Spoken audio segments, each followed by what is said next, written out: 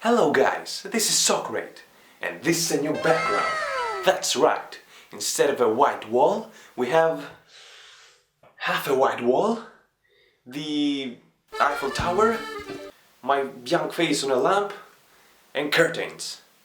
God, I love curtains. Actually, I'ma put it away, it could be distracting. God, I'm so beautiful. I think I have to shave. Now that 2020 is almost over, thank God, I look back on the hip-hop albums that released this year and I wanted to talk about a specific one that stuck with me the most. And this album is one of my favorites from this year. And I'm talking about none other than No Pressure by Logic. But first I have to clarify that I missed a lot of albums this year. Nas, more like Nah, Freddie Gibbs, more like Freddie Bitch, Lil Baby, more like Lil Bitch. Guys, I'm joking.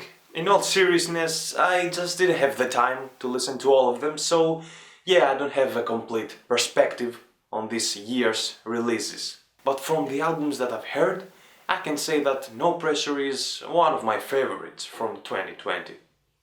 Let's start with the production and musical aspect. No Pressure is a complete 180 from the modern trap-influenced production on his previous album, Confessions of a Dangerous Mind. So you can say that Logic did a full 180. Crazy. No Pressure, on the other hand, has a lot of vocal samples that you can find on songs like Open Mic or both parts of Soul Food or Five Hooks, and uses more natural sounding drums with a boom bap flavor, I would say. The only exception, of course, instrumental speaking, is Perfect, which is an absolute banger. My flow increase, my dough increase. Some of my favorite beats here are Open Mic, the first beat on Soul Food, that sample, man, oh. No Pressure intro, Five Hooks, and analyse, just to name a few. The laid-back atmosphere gives a reason to Logic to write some thoughtful raps. As I mentioned, Bobby Spain is really working on this project. Every song matters in terms of its lyrics, and there are so many nasty punchlines. Nasty, nasty. Man, I gotta stop mentioning 6ix9ine all the time. I'ma give you some examples, like Murder the Beat and then I'ma bury it, producing tracks for the underground like Harriet, like he means he's making songs for the underground scene, but he also murdered the songs and buried them underground, and the railroad tracks that Harriet produced. Nasty. And on that note, I keep it G, like track 4, Kicking the Door by Notorious B.I.G. Don't believe me? Look that shit up, I promise you'll find the key to that punchline, like the key, the note, but also the key for the door. Whew! Hurricane Bobby in the studio blowing trees? Logic, the only thing you're blowing away is my fucking mind. And there are many more punchlines and catchy wordplay in this album. I'll put some here in the editing. So with compelling verses, chill, layered beats and a lot of engaging flows and singing, No Pressure is said to be an enjoyable record. But in my opinion, the importance of this album comes to its themes and its messages. Rather than feeling sad about his retirement, Logic is focusing on what he's accomplished so far. He's celebrating his career. He has accepted that all things must come to an end, all things must conclude. That is life. And he's chosen to just cherish that it happened, the fact that it existed, instead of grieving the end of it.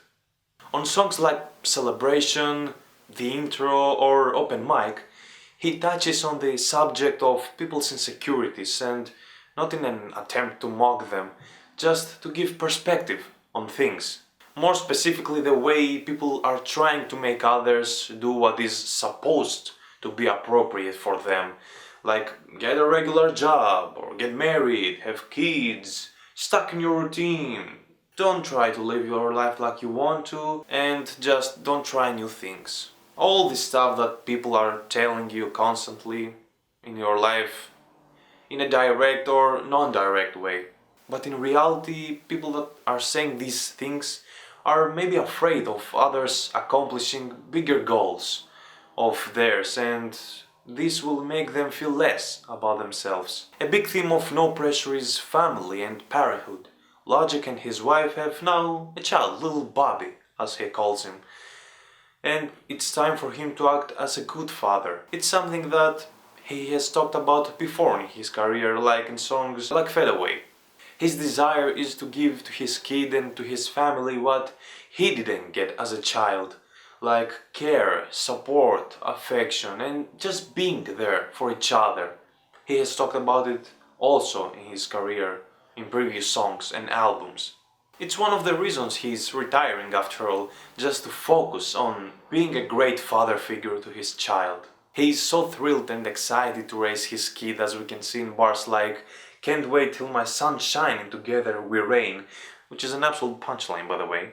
He also describes the times he was at his lowest point mentally, when he felt like he wasn't good enough and thought he was worthless, most notably on Dark Place.